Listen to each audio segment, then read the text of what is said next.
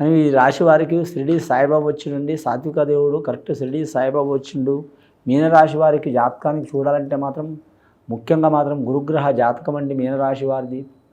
ఈ రాశి వారికి ఉత్తరాభద్ర నక్షత్రం వారికి మాత్రం శనిగ్రహ బలం ఉంటుంది.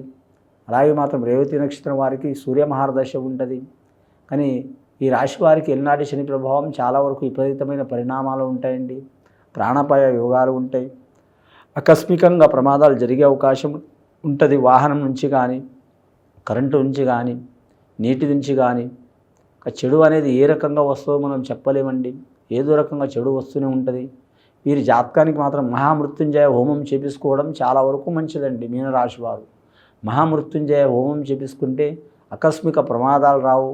అలాగే మాత్రం మాతృవంశం సైడ్ కానీ, పితృవంశం సైడ్ కానీ సూతకాలు జరిగే అవకాశం ఉందండి. అంటే వంశం సైడ్ నుంచి కానీ, పితృవంశం సైడ్ కానీ ప్రాణ నష్టం జరిగే అవకాశాలు ఉన్నాయి. కాబట్టి అలాంటి సంఘటనలు కూడా జరగొద్దంటే మాత్రం మహామృత్యుంజయ హోమం చేపించుకోవడం చాలా వరకు మంచిది. రేవతి నక్షత్రం వారైనా కావచ్చు, అలాగే మాత్రం ఉత్తరాభద్ర నక్షత్రం వారైనా కావచ్చు, అలాగే మీనరాశి వారి పేరు ప్రకారం మీనరాశి వారు వచ్చేవారు కావచ్చు, మీన లగ్నంలో పుట్టినవారు కావచ్చు, ఖచ్చితంగా మాత్రం పూజ చేపించుకోవడం చాలా మంచిది. వారి చేత కాని వారు ఉంటారు, వయసులో కానీ కావచ్చు, లేదా మాత్రం ఇబ్బందికరమైన పరిస్థితుల్లో ఉన్నవారు కావచ్చు, అనాథలు కావచ్చు, దివ్యాంగులు కావచ్చు, అటువంటి వారికి వీరు చాలా వరకు సహాయం చేస్తే వీరి మీద ఉన్న దోషాలు కూడా తొలగిపోయే అవకాశాలు ఉన్నాయి. కానీ గంటల తరబడి పూజ చేయడం కంటే, దేవుడికి పూజ చేయడం కంటే మానవ సేవ చేస్తూ కూడా వీరికి మంచి జరిగే అవకాశాలు ఉన్నాయి వీరి జాతక బలానికి.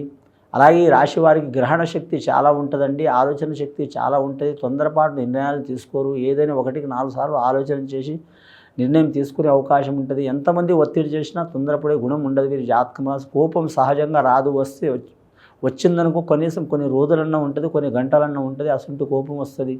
ముఖ్యంగా ఈ రాశి వారి జాతకంలో లక్కీ నెంబర్ 8 వస్తుందండి, అలాగే 1 వస్తుంది, అలాగే 3 వస్తుంది.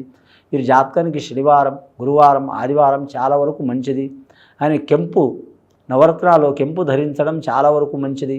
అలాగే ఆదివారం పుట్టినవారు కావచ్చు, 1వ తేదీ వారు పుట్టినవారు కావచ్చు, 10వ తేదీ పుట్టినవారు కావచ్చు, అలాగే 19వ తేదీ పుట్టినవారు కావచ్చు, 28వ తేదీ పుట్టినవారు కావచ్చు, ఖచ్చితంగా మాత్రం కెంపు ధరించాలి, చాలా మంచిదండి.